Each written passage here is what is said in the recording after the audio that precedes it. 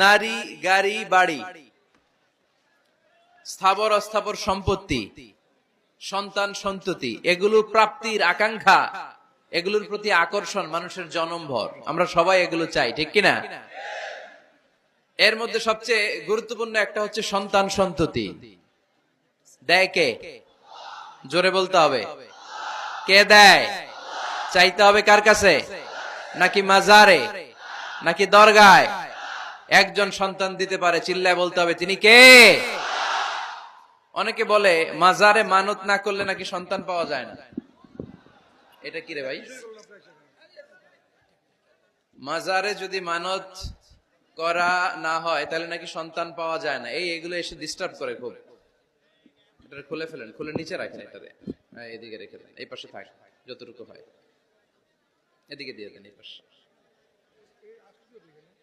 তো এটা একটা ভুয়া কথা, তাই না? মাজারে আর একটু উপরে উঠাইতে হবে। মাজারে মানত না করলে সন্তান যদি না হইতো, বাচ্চা যদি না হয়, গরুর যে বাচ্চা হয়, গরু কোন মাজারে মানত করছে বলেন? মাজারের বিরুদ্ধে আমাদের অবস্থান নয়। মাজার হচ্ছে মাকানু জিয়ারা, যেখানে মানুষ জিয়ারত করে, ভিজিটিং প্লেস। আসলে শব্দটা হবে মাকবার, মানে কবর। কারো কবরে যাওয়া, জিয়ারত করা, এটা সুন্নাহ। কবর দেখলে আমরা সালাম দেই, ঠিক কিনা? এটা সুন্নাহ। তবে কবরে শুয়ে থাকা ব্যক্তির কাছে চাওয়া যায় না। চাওয়া যায়? ইযা সাআলতা ফাসআলিল্লাহ, যখন চাইবে কার কাছে চাইবে?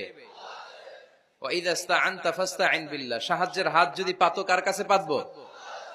ওনার ভান্ডারে কমতি আছে, ঘাটতি আছে, আমাদের যার যা লাগবে সবও যদি উনি দিয়ে দেয়, ওনার কমতি পড়বে নাকি?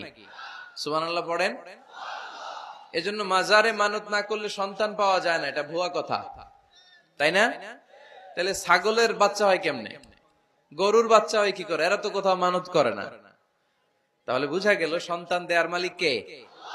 এটা অনেক বড় নেয়ামত। আমরা অনেক সময় বুঝি না, আমরা অনেক সময় খেয়াল করি না, এটা অনেক বড় নেয়ামত।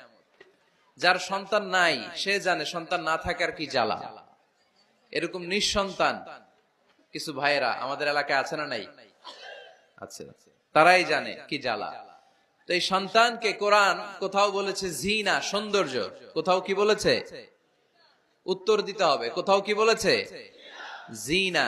আল মাল ওয়াল বানুনা জিনাতুল হায়াতিদ দুনিয়া। সন্তান আর সম্পদ এটা দুনিয়ার জীবনের সৌন্দর্য। ছোট ছেলে মেয়েরা, সোনামণিরা না থাকলে পৃথিবীতে কোনো সৌন্দর্য থাকতো? স্বামী স্ত্রীর ভালোবাসা